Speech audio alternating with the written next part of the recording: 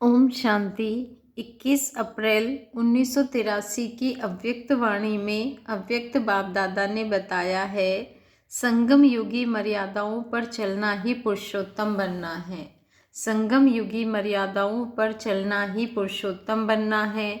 सदा आत्मिक स्थिति में स्थित करने वाले, समर्थ स्थिति के हंस आसन पर स्थित करने वाले त्रिकालदर्शी अव्यक्त बाप दादा बोले, आज बाप दादा सर्व मर्यादा पुरुषोत्तम बच्चों को देख रहे हैं। आज बाप दादा सर्व मर्यादा पुरुषोत्तम बच्चों को देख रहे हैं। संगम युग की मर्यादाएं ही पुरुषोत्तम बनाती हैं, इसलिए मर्यादा पुरुषोत्तम कहा जाता है। इन तमोगुणी मनुष्य आत्माओं और तमोगुणी प्रकृति के वायुमंडल वाइब्रेशन से बचने का सहज साधन यह मर्यादाएं हैं। मर्यादाओं के अंदर रहने वाले सदा मेहनत से बचे हुए हैं।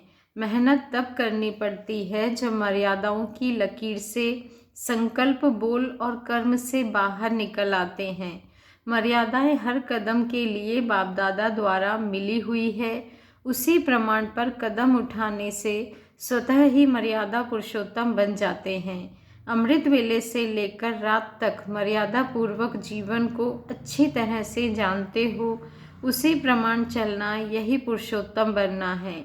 जब नाम ही है पुरुषोत्तम अर्थात सर्वसाधारण पुरुषों से उत्तम, तो चेक करो कि हम श्रेष्ठ आत्माओं की पहली मुख्य बात स्मृति उत्तम है।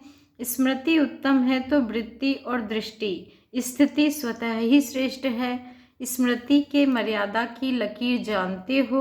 मैं भी श्रेष्ठ आत्मा और सर्व भी एक श्रेष्ठ बाप की आत्माएं हैं।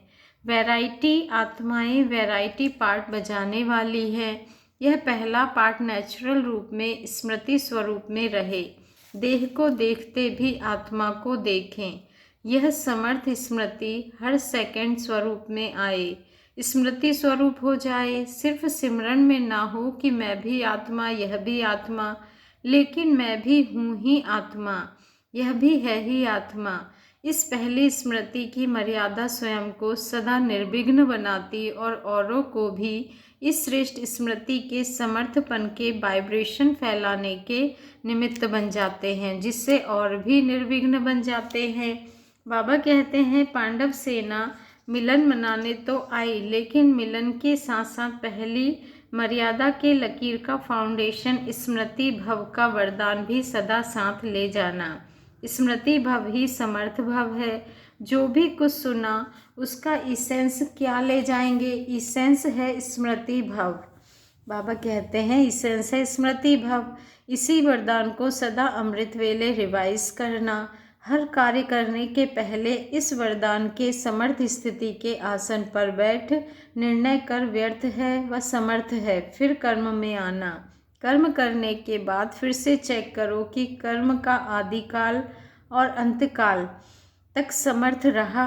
नहीं तो कई बच्चे कर्म के आदिकाल समय समर्थ स्वरूप से शुरू करते और मध्य में समर्थ के बीच व्यर्थ व साधारण कर्म कैसे हो गया, समर्थ के बजाय व्यर्थ की लाइन में कैसे और किस समय गए, यह मालूम नहीं पड़ता। फिर अंत में सोचते हैं कि जैसे करना था वैसे नहीं किया, लेकिन रिजल्ट क्या हुई। करके फिर सोचना यह त्रिकालदर्शी आत्माओं के लक्षण नहीं है। इसलिए तीनों कालों में स्मृति भव व समर्थ भव समझा क्या ले जाना है। समर्थ स्थिति के आसन को कभी छोड़ना नहीं। यह आसन ही हंस आसन है। हंस की विशेषता निर्णय शक्ति की विशेषता है। निर्णय शक्ति द्वारा सदा ही मर्यादा पुरुषोत्तम स्थिति के आगे बढ़ते जाएंगे। यह वरदान आसन और यह ईश्वरीय टाइटल मर्यादा पुरुषोत्तम को साथ, बाबा कहते हैं यह ईश्वरीय टाइटल मर्यादा पुरुषोत्तम को सदा साथ रहे। अच्छा, आज तो सिर्फ बधाई देने का दिन है। सेवा पर जा रहे हैं तो बधाई का दिन है ना। लौकिक घर नहीं, लेकिन सेवा स्थान पर जा रहे हैं। बगुलों के बीच भी जा रहे हो, लेकिन सेवार्थ जा रहे हो। कर्म संबंध नहीं समझ के जाना, लेकिन सेवा का संबंध है। कर्म संबंध चुकतू करने नहीं बैठे हो, लेकिन सेवा का संबंध निभाने के लिए बैठे हो। कर्म बंधन नहीं, सेवा का बंधन है। अच्छा, सदा व्यर्थ को समाप्त कर समर्थ स्थिति के हंस आसन पर स्थित रहने वाले, हर कर्म को त्रिकालदर्शी शक्ति से तीनों काल समर्थ बनाने वाले, सदा स्वतः आत्मिक स्थिति में स्थित रहने वाले, ऐसे मर्यादा पुरुषोत्तम श्रेष्ठ आत्माओं को बाप दादा का याद प्यार और नमस्ते, और रूहानी बाप दादा को हम रूहानी बच्चों का दिल से याद प्यार, गुड मॉर्निंग और नमस्ते। शुक्रिया बाबा, शुक्रिया। पार्टियों के साथ अव्यक्त बाप दादा की मुलाकात। फर्स्ट पॉइंट है इसमें, सदा अपने को श्रेष्ठ भाग्यवान अनुभव करते हो। जिसका बाप ही भाग्य विधाता हो, वह कितना न भाग्यवान होगा।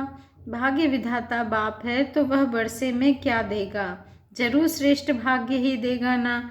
सदा भाग्य विधाता बाप और भाग्य दोनों ही याद रहे।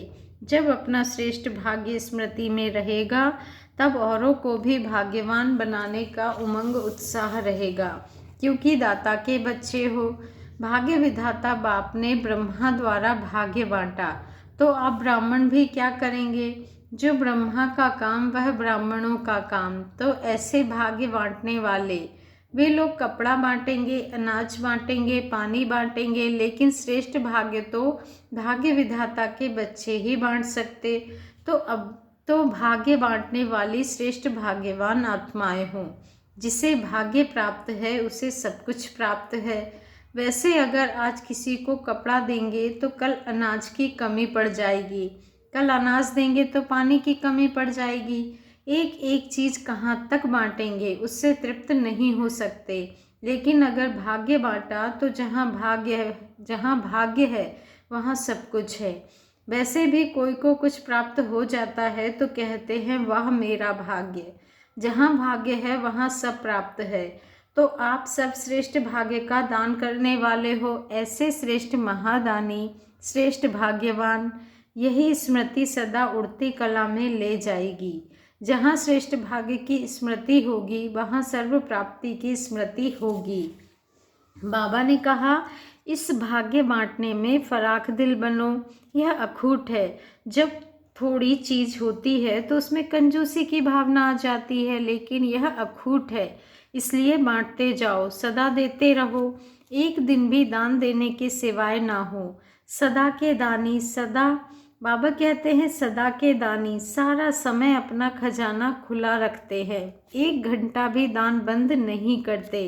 ब्राह्मणों का काम ही है सदा विद्या लेना और विद्या का दान करना, तो इसी कार्य में तत्पर रहो।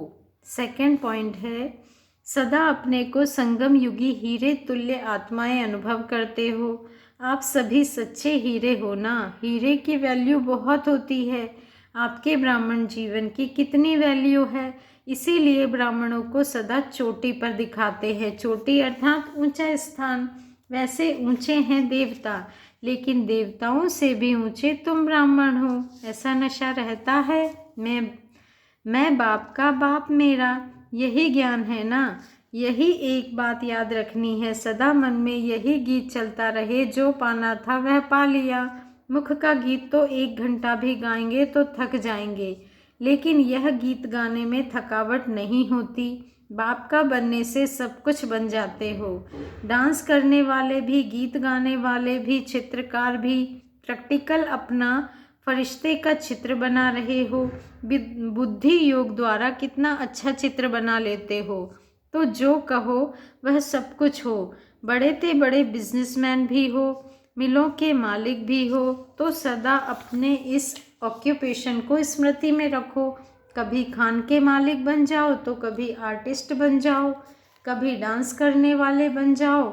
बहुत रमणीक ज्ञान है, सूखा नहीं है। कई कहते हैं क्या रोज वही आत्मा परमात्मा का ज्ञान सुनते रहें, लेकिन यह ज्ञान आत्मा परमात्मा का सूखा ज्ञान नहीं है, बहुत रमणीक ज्ञान है। सिर्फ रोज अपना नया टाइटल याद रखो। मैं आत्मा तो हूँ, लेकिन कौन सी आत्मा हूँ। कभी आर्टिस्ट की आत्मा हूँ, कभी बिजनेसमैन की आत्मा हूँ, तो ऐसे रमणीकता से आगे बढ़ते रहो। बाप भी रमणीक है ना, देखो कभी धोबी बन जाता तो कभी विश्व का रचयिता, कभी ओबीडियंट सर्वेंट बन जाता। तो जैसा बाप वैसे बच्चे। बाबा कहते हैं ऐसे ही इस रमणीक ज्ञान का सिमरन कर हर्षित रहो। क्या करो? हर्षित रहो। वर्तमान समय के प्रमाण स्वयं और सेवा दोनों की रफ्तार का बैलेंस चाहिए। हर एक को सोचना चाहिए जितनी सेवा ली है उतना रिटर्न दे रहे हैं। अभी समय है सेवा करने का, जितना आगे बढ़ेंगे सेवा के योग्य समय होता जाएगा, लेकिन उस समय परिस्थितियां भी अनेक होगी।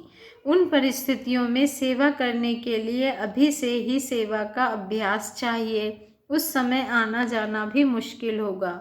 मनसा द्वारा ही आगे बढ़ाने की सेवा करनी पड़ेगी। वह देने का समय होगा, स्वयं में भरने का नहीं। इसलिए पहले से ही अपना स्टॉक चेक करो कि सर्व शक्तियों का स्टॉक भर लिया है। सर्व शक्तियाँ, सर्व गुण, सर्व ज्ञान के खजाने, याद की शक्ति से सदा भरपूर, किसी भी चीज़ की कमी नहीं चाहिए। अच्छा, ओम शांति। 28 तारीख अमृत वेले बाप दादा ने सतगुरुवार की मुबारक दी। वृक्षपति दिवस की मुबारक।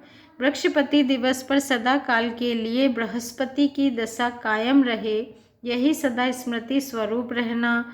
अब तो सभी ने वायदा पक्का किया है ना। कुमार ग्रुप तैयार हो गया तो आवाज़ बुलंद फैल जाएगा, गवर्नमेंट तक पहुंच जाएगा।